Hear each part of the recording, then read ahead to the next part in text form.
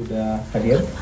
Saya minta maaf juga sudah terlambat 20 menit untuk menemui teman-teman di sini. Mungkin hari ini kita jadwalkan untuk menjawab beberapa pertanyaan penting yang mungkin sangat ingin diketahui oleh teman-teman jawabannya. Mungkin silakan siapa yang mulai duluan?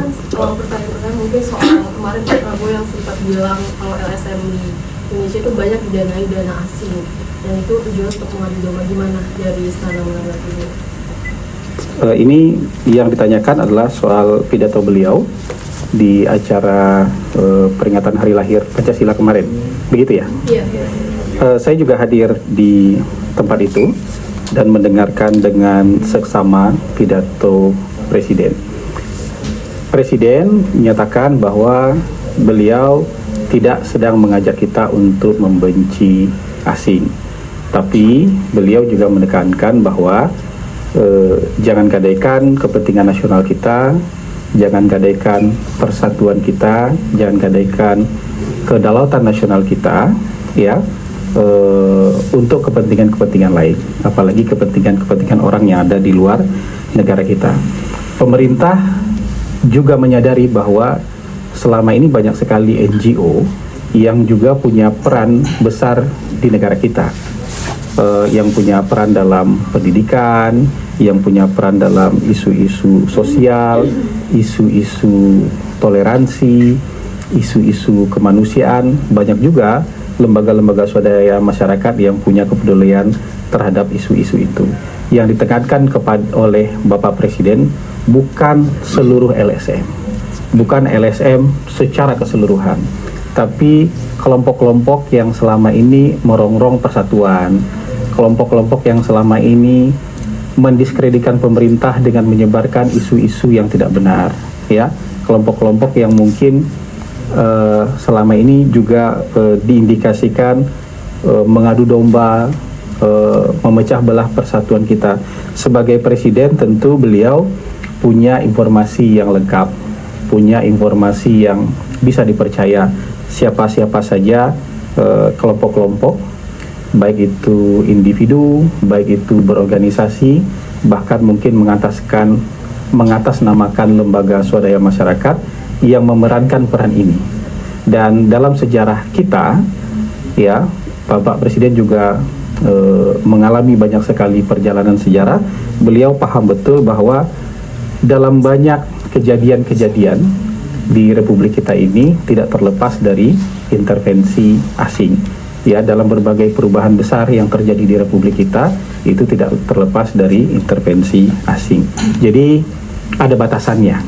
Batasannya adalah organisasi-organisasi tertentu yang memang tampak dengan jelas kemudian selalu mendiskreditkan bangsa kita, mendiskreditkan pemerintah, atau mencemooh usaha-usaha kemajuan yang ingin kita lakukan, atau mencoba membatalkan, ingin program-program prioritas pemerintah dibatalkan saja, tidak dilanjutkan, jadi yang seperti itu.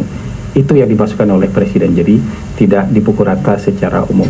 Sama kayak kita bicara premanisme kan, premanisme itu ada yang bergabung di ormas tapi tidak ormas secara umum. Yang dikejar dan ingin diberantas oleh pemerintah adalah tindakan premanismenya, baik dia individu, berkelompok maupun berorganisasi, kira-kira kayak gitu. Kalau 16 mas soal itu mas masih soal NGO asing, masih soal pihak asing yang mengintervensi NGO itu, tapi kan kita tahu selama ini NGO itu adalah bagian dari masyarakat sipil yang berperan mengawal demokrasi gitu. Apakah tidak khawatir pihak istana dengan pernyataan kemarin itu akan berakibat pada pelemahan pengawasan masyarakat sipil terhadap jalannya demokrasi dan jalannya negara gitu? Sekarang merasa dilemahkan nggak?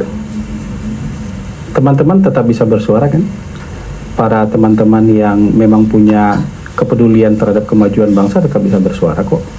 Teman-teman yang mau menulis dengan kritis tetap bisa kok. Teman-teman teman-teman wartawan yang ada program pemerintah yang ada masalah tetap tulis, nggak apa-apa. Jadi ini tidak ada kaitannya dengan itu. Bapak Prabowo, Bapak Presiden itu menekankan soal persatuan, kedaulatan, ya, Ini yang kita perlukan untuk mencapai Indonesia Emas. Tidak ada negara yang bisa mencapai era keemasan, era kemajuan, melompat jadi negara maju kalau elit-elitnya bertengkar, kalau masyarakatnya tidak punya kepercayaan kepada pemerintah, begitu juga sebaliknya. Jadi ini yang beliau sedang bicara soal persatuan. Persatuan itu bukan berarti nggak boleh kritik, enggak.